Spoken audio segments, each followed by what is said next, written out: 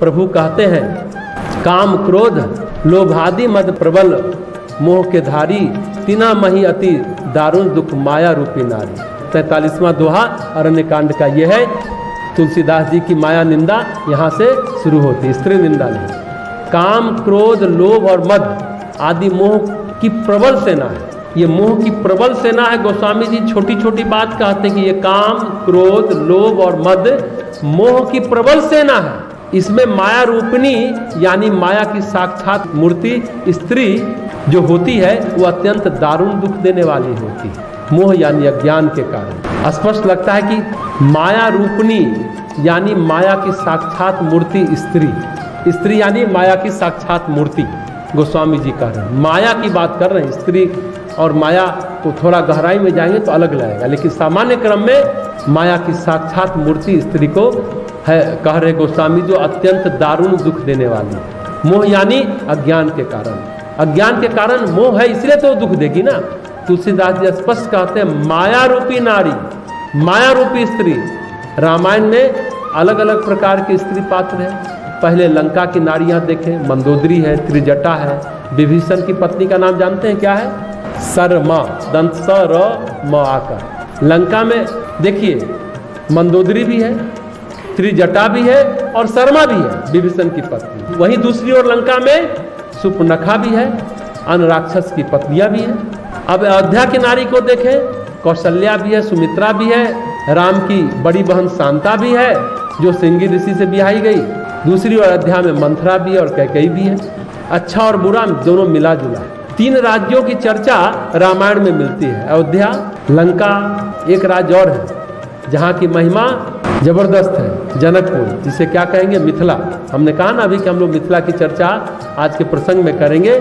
मिथिला राज्य जिसे कहते हैं जनकपुर, वहाँ पर कौन कौन है? सुनैना है, गार्गी है, वेदवक्ता है, साध्वी है, ब्रह्मचारिणी तपस्वी है। याज्ञवल्क्य से शास्त्रार्थ कर शिष्यत्व ग्रहण किया और कात्यायनी और मैत्रेयी याज्ञवल्क्य की पत्नियां और सीता तीनों जगह है। मिथिला, अयोध्या, लंका तीनों जगह है। मिथिला से लंका की यात्रा करें और फिर लंका से मिथिला की यात्रा करें। मिथिला से लंका की जो यात्रा है, इसको इस रूप से शायद बहुत कम लोग सोचते होंगे। मिथिला से लंका की जो यात्रा है वह सतोगुण से तमोगुण की यात्रा है। सतोगुण मिथिला, रजोगुण अयोध्या और तमोगुण लंका। लंका से मिथिला की यात्रा तमोगुण से सतोगुण की यात्रा है। व्यक्तित्व भी हमारा त्रिगुणात्मक होता है। व्यक्तित्व के लिए एक सुंदर शब्द प्रयोग किया जा सकता है जिसे हम मनोआध्यात्मिक स्वरूप भी कह सकते हैं। व्यक्तित्व का मनोआध्यात्मिक स्वरूप। मनोआध्यात्मिक क्या है?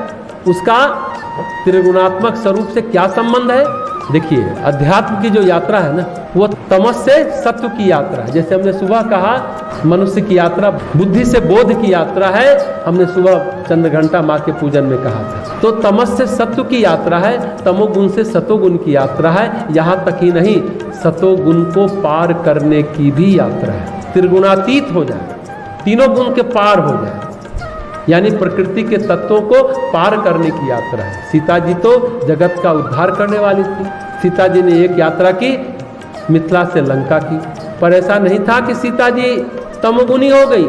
सीता जी तो रजोगुण तमोगुण को परिवर्तित करती चली गई, सतोगुणी बनाती चली गई, सतोगुण को बढ़ाती चली गई। सीता जी मिथिला में थी तब भी वहाँ सात्विकता थी, क्योंकि अष्टावक्र, विश्वामित्र और याज्ञवल्क्य जैसे ऋषि थे, जनक जैसे ज्ञानी थे। मिथिला के राजा और प्रजा श्रम पूर्वक जीवन जीते थे, ज्ञान पूर्वक जीवन जीते थे। मिथिला के राजा और प्रजा बहुत महत्वपूर्ण है। हाथों में श्रम था, मस्तिष्क में ज्ञान था, हृदय में शुद्ध भक्ति थी। यह है अपना मिथिला क्षेत्र। सात्विकता का चरम होता था, तीनों चीज था। हाथ में श्रम, राजा जनक भी हल चलाते थे, श्रम करते थे, किसान का काम करते थे। राजा जनक को विदेह कहा जाता है। यहाँ तीनों है, ज्ञान, कर्म और भक्ति, मिथिला का क्षेत्र।